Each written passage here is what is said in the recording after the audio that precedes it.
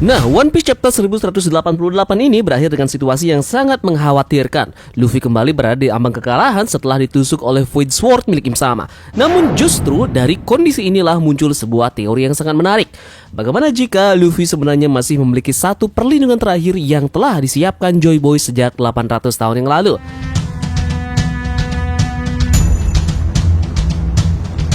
Yep, teori ini berawal dari apa yang terjadi di Egghead. Saat itu kita mengetahui ya bahwa Emmet ini menyimpan simpul tali berisi haki Housoku milik Joy Boy selama lebih dari 800 tahun. Hal yang luar biasanya adalah kekuatan haki ini sama sekali tidak berkurang meskipun telah melewati ratusan tahun.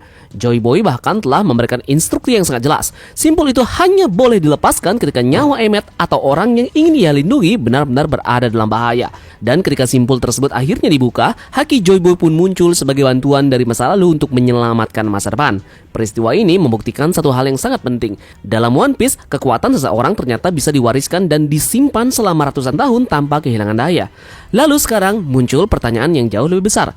Jika haki saja bisa disimpan selama 800 tahun, bagaimana dengan Hito-Hito no Mi model Nika?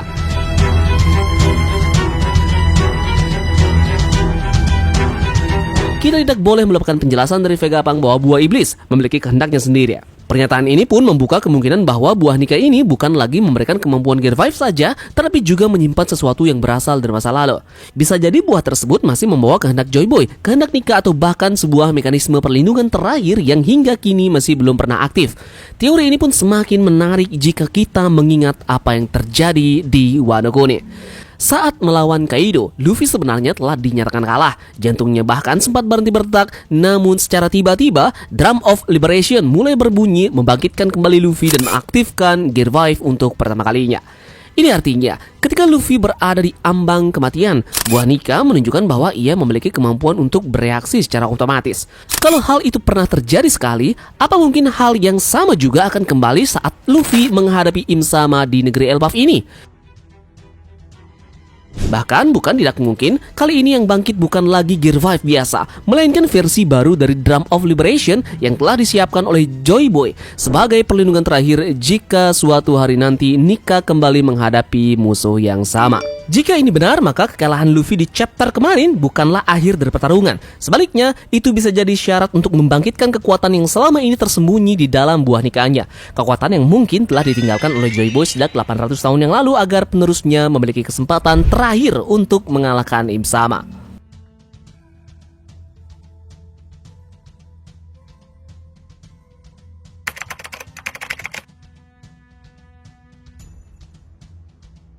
Nah, kemudian ada yang menarik juga pada chapter ini ketika Gear 5 Luffy tiba-tiba berubah menjadi sosok yang menyerupai Jin. Nah, perubahan ini terasa sangat aneh ya, karena selama ini Gear 5 selalu identik dengan Nika sang dewa matahari.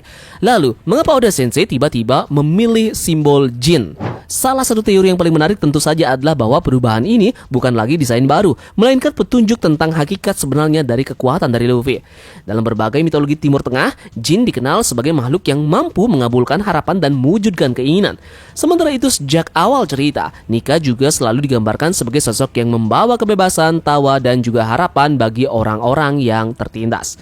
Jika diperhatikan, ada benang merah yang menghubungkan keduanya. Luffy selalu menjadi orang yang mewujudkan impian dari orang lain. Ia membebaskan Alabasta demi Vivi, mengembalikan kebebasan Skypiea, menghancurkan tirani di Dressrosa, hingga membebaskan Wano dari Kaido. Nah, jadi dengan kata lain, Luffy bukan lagi bertarung demi menang. Ia selalu hadir untuk mewujudkan harapan dari orang lain.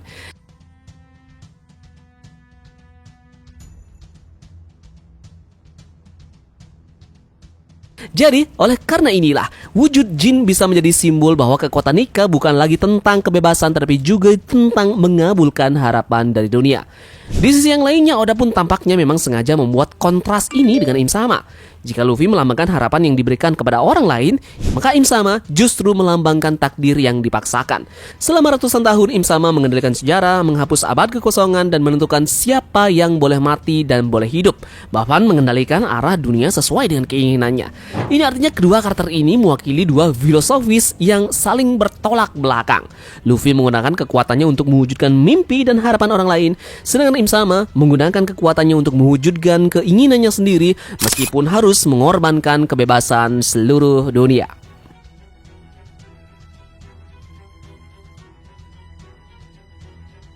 Nah, dan yep, di chapter terbaru ini juga Oda Sensei ternyata baru saja memperkenalkan kebalikan dari Haki. Nah, sekarang jika Luffy sudah berhasil selamat dan bangkit karena kembali telah dibantu oleh Joy Boy, masalahnya sekarang adalah bagaimana cara melawan Im Sama yang sangat overpower dan bahkan level kekuatan mereka sangat tidak seimbang.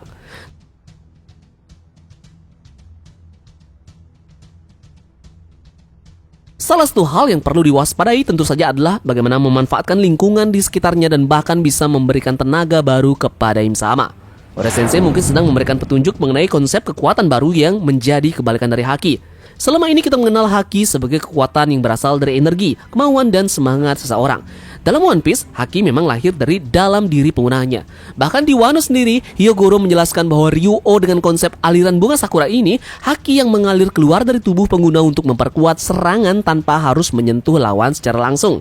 Namun, apa yang dilakukan Im Sama di chapter ini terasa terlihat berbeda. Im Sama tampaknya tidak mengandalkan energi di dalam dirinya sendiri. Sebaliknya, ia justru mengambil energi yang ada di sekitarnya. Pepohonan layu, kehidupan menghilang, lalu kekuatan itu berubah menjadi api omen atau memperkuat Void Sword-nya. Maka kita melihat dua konsep kekuatan yang saling berlawanan. Haki menggunakan energi internal, yakni kemauan dan semangat yang berasal dari diri kita sendiri. Sedangkan kekuatan Im Sama yang untuk sementara bisa kita sebut sebagai omen atau bahkan maki, ini justru memanfaatkan energi eksternalnya, yakni energi kehidupan dari makhluk hidup dan alam di sekitarnya.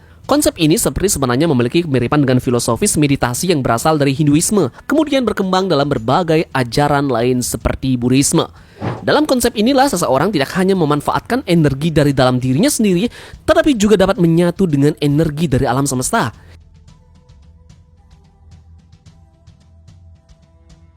Inspirasi serupa juga pernah digunakan dalam manga lain seperti layaknya Naruto melalui Sage modenya, di mana pengguna tidak hanya memakai cakranya sendiri, tapi juga menyerap energi alam untuk meningkatkan kekuatannya. Ini berarti bukan One Piece meniru Naruto ya, tapi justru keduanya memang mungkin sama-sama mengambil inspirasi dari filosofis timur yang sama. Nah, jika Oda Sensei memang membangun konsep ini, maka pertarungan terakhir antara Luffy dan Im Sama ini bukan lagi pertarungan dua karakter kuat, melainkan pertarungan dua sumber kekuatan yang bertolak belakang. Im Sama dengan eksternalnya dan Luffy dengan internalnya. Dan yep, terima kasih sudah menonton video ini dan kita akan bertemu lagi pada teori-teori kita selanjutnya.